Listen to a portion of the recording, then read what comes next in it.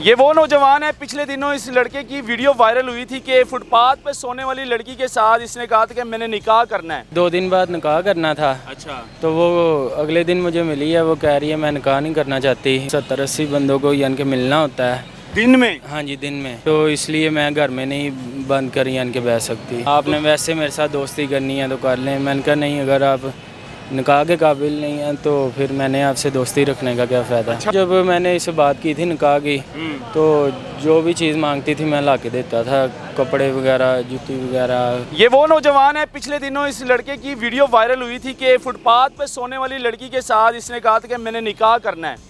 लेकिन इसने नेकी तो करनी थी, लेकिन वो नेकी की काबिल नहीं थी। आखिर क्या वजह है, वो लड़की भी इसको छोड़कर चली गई। और ये जो सुन्नत है नबी की कि निकाह करें गुनाह ना करें, इसी तरह ये नौजवान निकाह करना चाहता था लेकिन वो निकाह के काबिल नहीं थी। उस लड़की ने इसके साथ निकाह नहीं किया। और क्या उसके तल्लुकात थे, कितने मर्दों के साथ वो मिलती थी, सारा कुछ ये बताएगा। भाईजान क्या हाल है, कैसे हो? जी अल्हम्दुलिल्लाह, दुआएं। तुम तो वही हो ना निकाह करने वाले? जी सर। निकाह हुआ नहीं? नहीं हुआ।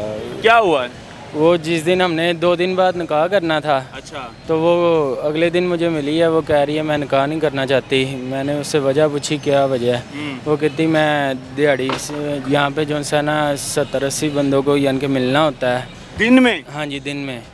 तो जो है ना यानी कि बाहर रहना है। हाँ जी, बाहर मैंने रहना होता है। अच्छा। तो इसलिए मैं घर में नहीं बंद कर यानी कि बैठ सकती। अच्छा, यानी कि घर में बंद होके बाउंड होके बैठ नहीं सकती। हाँ जी, तो इसलिए मैं आपसे निकाह नहीं कर सकती। निकाह नहीं कर सकती। हाँ, आपने वैसे मेरे साथ दोस्ती करनी है तो कर लें। मैंने कहा नहीं, अगर आप निकाह के काबिल नहीं हैं तो फिर मैंने आपसे दोस्ती रखने का क्या फ़ायदा। अच्छा, वो कह रही थी कि वैसे दोस्ती रखनी है, रख लो 1 दिन के लिए या 2 दिन के लिए। जी। यानी कि 1-2 दिन के लिए तुम्हारी रखेल बनना चाहती थी लेकिन निकाह में नहीं आना चाहती हाँ थी। जी जी। ये उसने खुद बोला है? हाँ जी। अच्छा। तो कोई पैसे वगैरह भी खिलाए हैं तुमने उसको?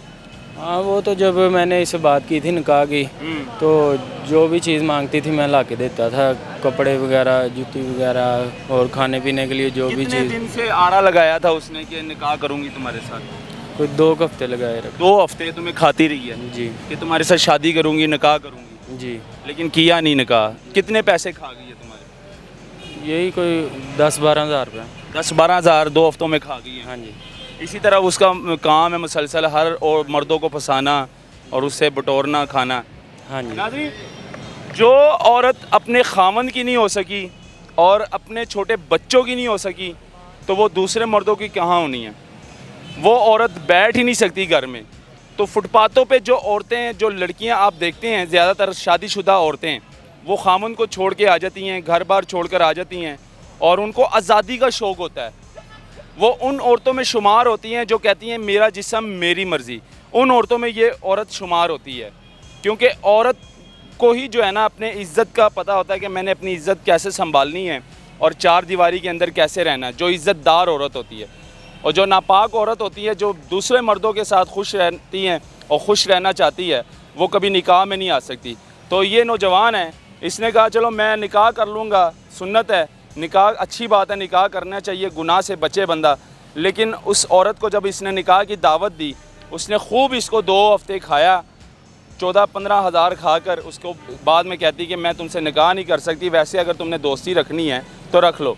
कहने का मकसद और इस वीडियो का बनाने का मकसद ये है उन औरतों के लिए जो अपने खामन की नहीं हो सकती, अपने बच्चों की नहीं हो सकती और अपने खामन को, बच्चों को नशे की खातिर छोड़कर रोडों पर आ जाती है और इस तरह सोने पर मजबूर हो जाती है, तो वो किसी की भी नहीं हो सकती।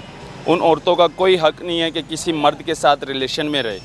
और हम लोग इसीलिए जो है ना उन लोगों को एक्सपोज़ करते हैं, उन औरतों को एक्सपोज़ करते हैं, क्योंकि उनका जो पीछे वाला किरदार होता है वो गंदा होता है। तो इसीलिए वो क्रिमिनल औरतें बन जाती हैं, क्राइम में आ जाती हैं, क्राइम में मुलवस हो जाती हैं। फिर इस तरह क्या करती हैं, अपने जिस्म को बेचती हैं, जिस्म फरोशी का धंधा स्टार्ट कर लेती हैं, या फिर नशे पे मुलवस हो जाती हैं, या फिर बच्चे अगवा करना शुरू कर देती हैं, या फिर छोटी उम्र की लड़कियों को जो घरों से भागी होती हैं उनको वर्गलाना शुरू कर देती हैं, उसको अगवा करके सिंध पे ले जाकर बेचा जाता है।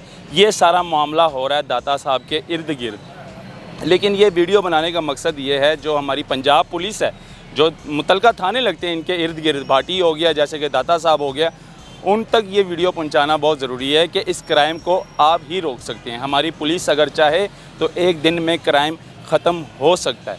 लेकिन दाता साहब की पुलिस अगर चाहे तो यहाँ से क्राइम ख़त्म हो सकती है, अगर ना चाहे तो हाथ पे हाथ रखकर वो अपने ठंडे एसी वाले कमरे में बैठ के आराम से तनख्वाहें सिर्फ लेती हैं।